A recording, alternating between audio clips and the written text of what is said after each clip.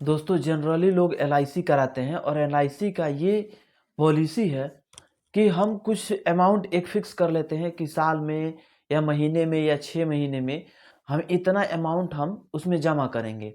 और कुछ टाइम के बाद जैसे कि 5 साल 6 साल 10 साल के लिए जैसे हम कराते हैं, उस टाइम के बाद हमको अच्छा खासा रिटर्न्स मिलता है। अच्छा खासा रिटर्न्स क्या मिलता है, महंगाई के हिसाब से ही मिलता है। जैसे कि आज के इंटरेस्ट रेट कितना बढ़ रहा है महंगाई का, तो 7% बढ़ रहा है। और इसमें इंटरेस्ट रेट कितना मिलता है, तो 6 से 7% 8% इंटरेस्ट मिलता है। एलआईसी हम कराते हैं, लेकिन कुछ इसमें बेनिफिट्स देता है एलआईसी। जैसे कि जिसका बीमा हो रहा है उसका अगर डेथ हो जाए तो भी वो बीमा का पैसा रिटर्न्स मिल जाता है। कुछ कुछ पॉइंट होते हैं जो कि अच्छा है, लेकिन एक पॉइंट में ये हमारे लिए बेस्ट नहीं है, जैसे कि इसका रिटर्न्स। अब मान लीजिए कि एलआईसी हमको 6 से 7% का इंटरेस्ट रेट दे रहा है, 7% के हिसाब से महंगाई भी बढ़ रहा है, तो हम कहाँ आगे बढ़ रहे हैं, महंगाई के तो हिसाब से चल रहे हैं, तो उतना हमको बेनिफिट्स नहीं मिलेगा।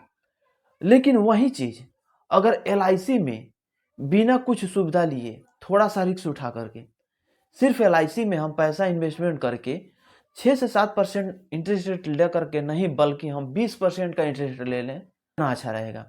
अब आप कहिएगा तो कि एलआईसी हम जब भी कराते हैं तो 6 से 7% का इंटरेस्ट रेट देता है, तो आप क्यों कह रहे हैं कि हमको 20% का इंटरेस्ट रेट मिल जाएगा। मिलेगा, आप लोग को दिखाएंगे कि किस प्रकार से एलआईसी में इन्वेस्टमेंट करना है कि ताकि हमको 20% का इंटरेस्ट रेट मिले।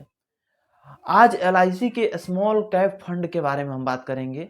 जहां स्मॉल कैप फंड का बात आ जाए, तहां आपका डायरेक्ट दिमाग कहां पे जाएगा, तो म्यूचुअल फंड्स में। जी हाँ दोस्तों, आज म्यूचुअल फंड्स के ही बारे में बात कर रहे हैं।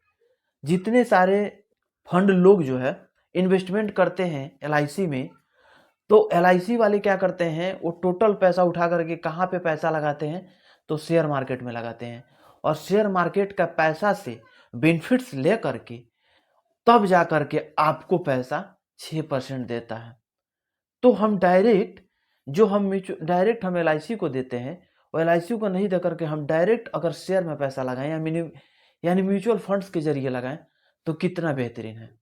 आइए मोबाइल के स्क्रीन पे आप लोग को दिखाते हैं कि कितना इंटरेस्ट रेट आपको मिलेगा।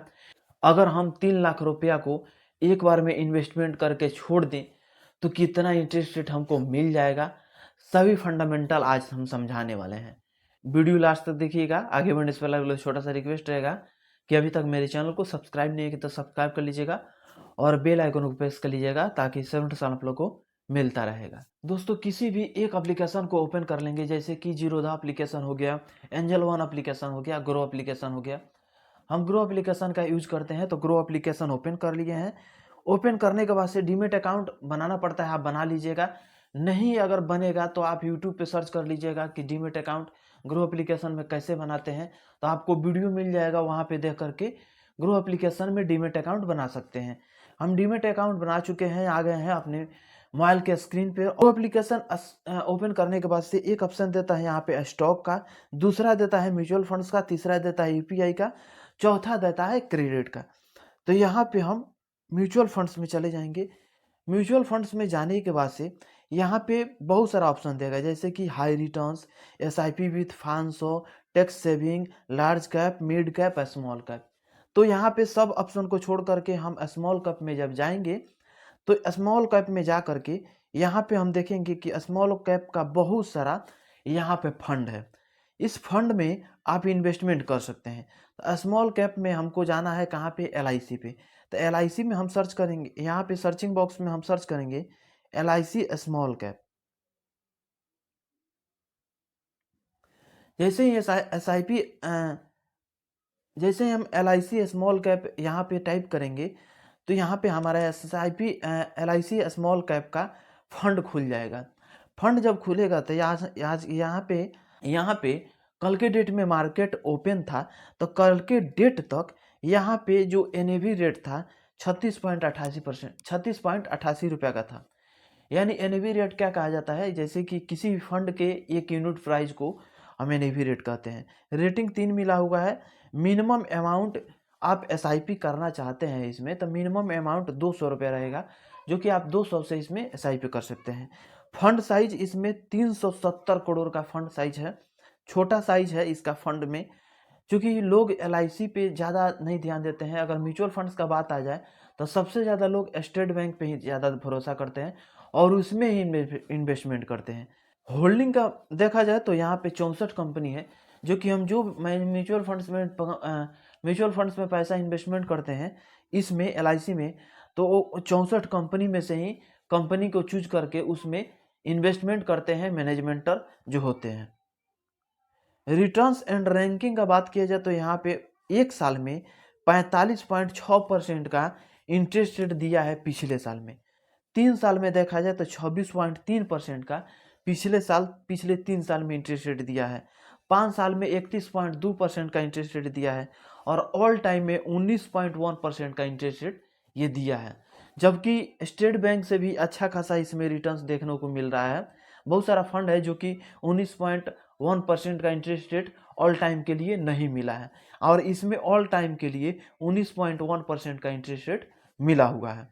हम 20% के इंटरेस्ट रेट लगा के चलेंगे और आपको दिखाएंगे कि 3 लाख रुपया कितने दिन में हम इन्वेस्टमेंट करेंगे और इसमें इन्वेस्टमेंट करेंगे तो कितना रिटर्न्स हमको मिलेगा। एक्सपेंस रेशियो और एग्जिट ऑफ लोड, इसके बारे में आप लोग नहीं जानते होंगे तो थोड़ा सा समझ लीजिए कि एक्सपेंस रेशियो कहते हैं जैसे कि हमारे पैसा को जो मैनेज करने का चार्ज लगता है उसको एक्सपेंस रेशियो बोला जाता है, कि जो कि 1.39% का लगता है।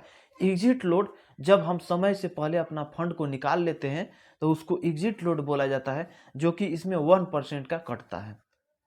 अब यहाँ से हम बैक चले जाते हैं, चलते हैं अपने एसआईपी कैलकुलेटर पे और आप लोग को दिखाते हैं कि कितने दिन में ये पैसा हमको अच्छा खासा रिटर्न्स दे सकता है।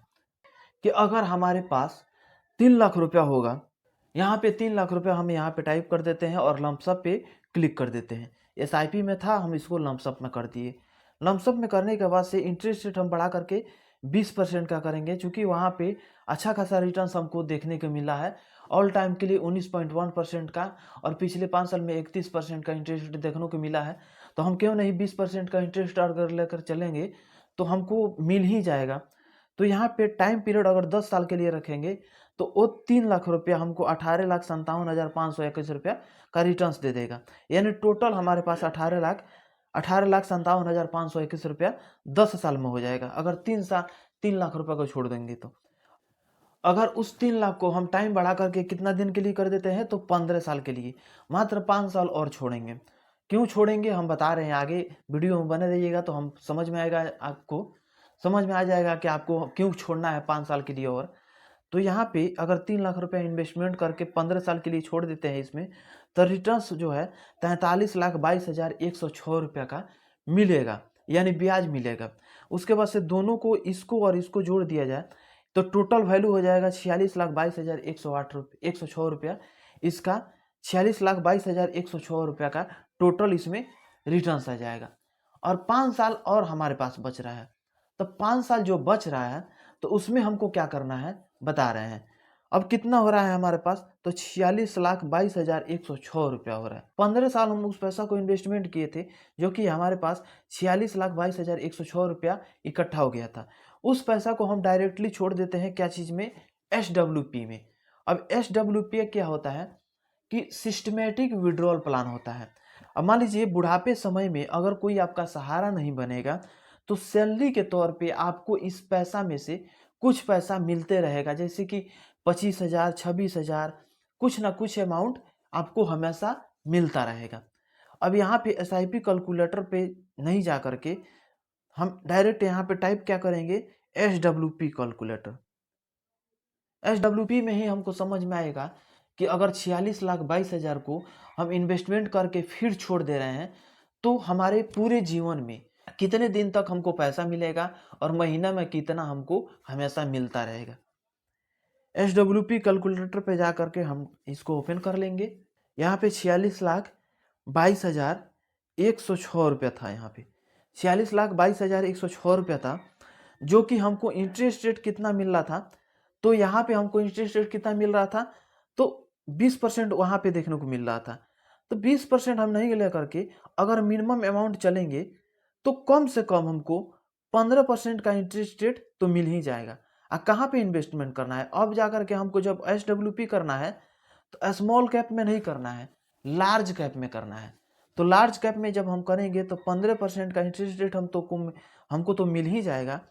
और यहाँ पे देखते हैं कि अगर हर मंथ में 26,000 विड्रॉल कर देंगे, अगर हर मंथ में हम 25,000 रुपया सैलरी के तौर पे इसमें निकालना शुरू कर देंगे, जैसे कि लमसम एस डब्ल्यू पी में हम पैसा डाल दिए 46,22,106 रुपया, और हर मंथ में 25,000 निकालते गए, 15% अगर इंटरेस्ट रेट भी देगा, तो इसमें अगर 5 साल निकालेंगे तो ये समझ लीजिए कि ये इतना बड़ा अमाउंट हो जाएगा कि आप जिंदगी भर 25,000 रुपया हर मंथ में निकालते रहिएगा, 26,000 हर मंथ में निकालते रहिएगा, फिर भी आपके पास जो है कम से कम 1 करोड़ रुपया आपके पास बच जाएगा।